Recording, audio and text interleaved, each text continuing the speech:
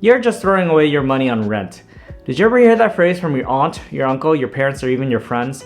This is simply not true. And in this video, I will show you why, as well as a simple mental calculation you can do yourself to see if it's better for you to buy or rent your first home. This is Dr. Dang and you're watching The Financial Neurologist. I'm a board-certified physician turned financial nerd, and together we'll take an evidence-based approach to personal finance. Part 1. Leveling the field. To have a better apples-to-apples comparison between buying and renting a home, we need to even the tables first. So we'll start with two assumptions. With renting, this is simple. The money you pay for rent is usually the maximum you pay, and this money is gone, representing the cost you incurred in exchange for the product, which is a time-limited experience of living in a nice space. No more, no less. This is assumption number 1. The cost of rent is the ceiling of your monthly fixed costs. Buying a home, though, is a bit more complicated. So in this scenario, assumption number 2, we're going to separate the sunk cost of home ownership from the equity you build in your home, so that we can compare the sunk cost of rent directly to the sunk cost of owning a home. We do this by adding together the major categories of expenses in terms of owning a home, which includes the mortgage interest, opportunity cost of the deposit, property tax, and maintenance costs. We will ignore the numerous other fixed cost components of owning a home, such as closing costs and other fees, as this may vary. Part 2. The sunk cost of renting. So for rent, this is simple. You take the monthly rent and multiply by 12. That gives you the annual sunk cost of renting. Alright, moving on. Part number 3, the sunk cost of buying. So to calculate the sunk cost of buying a home, or basically how much money is also simply just gone and does not help in building equity, we'll break it down into 4 components: mortgage interest, opportunity cost of the deposit, maintenance cost, property tax, and summarize things at the end. So for this scenario, to make the math a bit easier, we're going to consider a $1 million house and use the current 30-year fixed mortgage rate of 8%. We're also going to assume that we'll be putting down a deposit of 20%. So to recap, this is a $1 million house at which we're putting down a deposit of $200,000 to take out a mortgage loan of $800,000 at an interest rate of 8%. So let's first calculate the mortgage interest. This is the cost of doing business. For our $1 million house, we took out a 30-year fixed mortgage loan of $800,000 at a rate of 8%. So take $800,000 and multiply by 8%, leaving you with $64,000 in interest on average per year. This is of course an oversimplification. Mortgage interest is actually paid on an amortization schedule where you pay the majority of interest at the beginning of the loan and build very little equity, with this relationship gradually inverting towards the end of the loan. Here, to have a simple, direct comparison, we're just going to consider the average annual interest you'll be paying as the sunk cost of mortgage interest. Next, let's consider the opportunity cost of the cash outlay from the down payment as compared to investing in a simple S&P 500 index fund.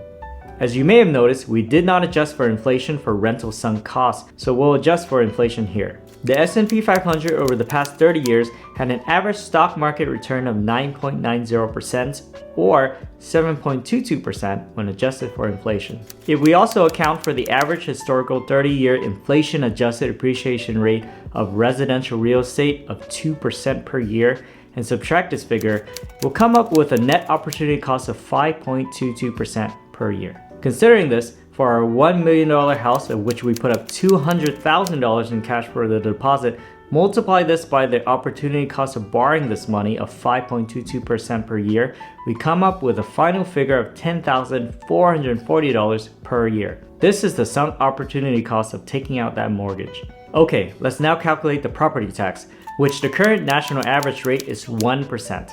Nice and simple. We'll take the total value of our house, $1 million, and multiply by 1%, giving us $10,000 per year that we'll be responsible for in property tax. That is the sunk cost of property tax. Finally, let's consider maintenance costs, which includes new roofing, painting, landscaping, etc. When amortized over the duration of home ownership, usually comes out to 1 to 2% per year. For simplicity, let's use 1% maintenance costs. So let's again take the total value of our house, $1 million, and multiply by 1%, giving us another $10,000 per year in maintenance costs. This is the sunk cost of maintenance for a house. Part 4. Putting it all together. So let's summarize the sunk cost of buying a home by adding together the mortgage interest, opportunity cost of the deposit, maintenance costs, and property tax. So our mortgage interest average per year came out to $64,000.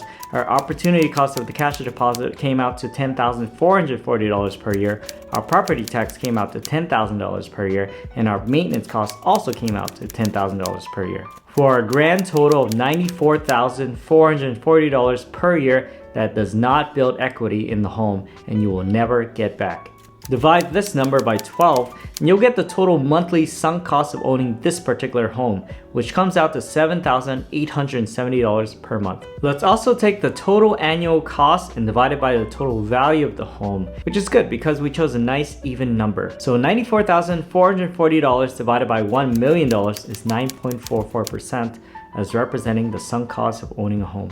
Hopefully now, when you're browsing Redfin or Zillow or Facebook Marketplace and you're eyeing that monthly rental price and seeing that it's the same as what the online monthly mortgage calculator outputs, and you're like, why am I throwing away my money on rent when I can have this here nice home? I want you to take that 9.44% figure we calculated earlier and multiply it by the value of the home you're considering buying, then divide this by 12 to give you the estimated monthly sunk cost of buying that house and allow you to compare it directly with the sunk cost of renting a similar home, which is just the price of the monthly rent. If the sunk cost of buying is dramatically more than renting, as it is currently for the majority of properties in the US right now, aside from 4 cities in America, it would make more financial sense to rent. Before we move on to the last point, let's take a moment here and consider the exceptions to this rule, which is probably even more important than the math behind buying versus renting.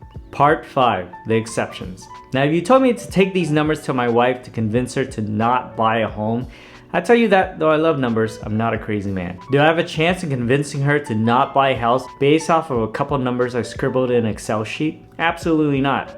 Buying a home represents much more than numbers to the majority of people in America. It represents accomplishing a life goal, and owning a home is almost synonymous to feeling that you made it in life and your career. There are also definitely a lot of benefits to buying a home, including the flexibility of personalizing and renovating to your heart's content. In addition, there are tax benefits that I haven't mentioned, and currently if you're married, you can deduct the mortgage interest on a loan up to $750,000 and half that if you're single.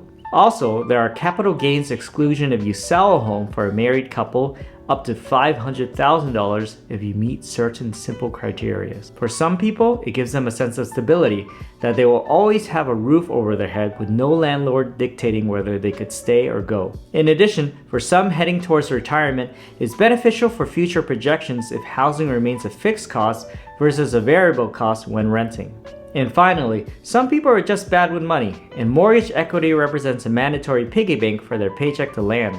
That being said, renting is not necessarily the land of poverty that you've been sold. Here in California, where a cardboard box under the highway costs more than a mansion elsewhere, and in my particular scenario, buying a house at the current mortgage rate could represent a difference of up to $7,000 as compared to renting a similar house. The other part of the previous calculation I did not add is the opportunity cost of investing this difference as well, because I realized people are not rational thinking robots like myself. If you free up $7,000 in someone's monthly budget, they're not going to run for the nearest S&P 500 index fund. It will likely be spent and lost in other fixed costs. The additional benefit of renting is that if the house needs a new roof, new paint, a new HVAC system, or monthly garden, this is the landlord's problem. And month to month, you can count on your fixed costs remaining fixed instead of varying due to increasing property tax, house insurance, or surprise maintenance bills. If you need to move for a job opportunity, or maybe just to experience different areas of the great country we live in,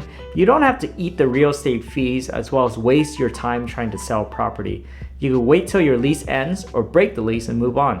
Also, you won't have to tie up a significant portion of your cash in a single undiversified asset. The past decade has been abnormally favorable in terms of real estate appreciation due to adjustments to the federal fund rate by the Federal Reserve to address concerns with the economy during 2 global economic crises due to the subprime lending leading up to 2008, as well as a global pandemic. Historical residential real estate has appreciated on average 1.97% per year for the past 30 years and 1% over the past century.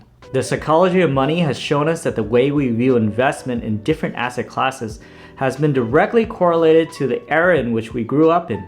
In my generation, we have seen astronomical real estate asset appreciation with historic low lending rates. Looking towards the future, we cannot depend on historical anomalies repeating itself as our financial plan to appreciate our own assets. In the end, hopefully in this video, I have given you the tools to make a better informed decision that will apply to your own unique scenario. I am not here to say one path is right or wrong.